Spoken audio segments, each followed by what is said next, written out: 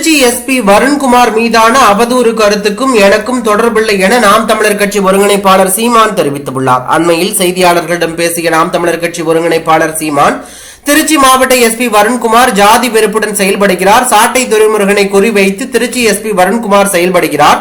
IPS Varun Kumar தேவர், நாடார், கோனார், தேவேந்திரர்களுக்கு எதிராக செயல்படுகிறார்.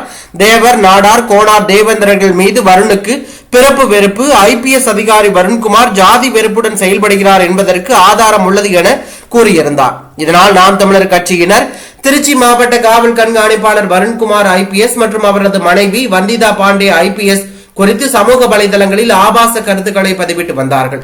இதற்கு பல்வேறு தரப்பினர் கண்டனம் தெரிவித்தார்கள். இந்த நிலையில் இன்று செய்தியாளர்களிடம் பேசிய சீமான், திருச்சி எஸ்பி வருண்குமார் மீதான அவதூறு கருத்துக்கும் எனக்கும் தொடர்பில்லை. என்னையும் என் குடும்பத்தினரையும் எனது கட்சி பெண்களையும் தொடர்ந்து இழிவுபடுத்தி வருகிறார்கள்.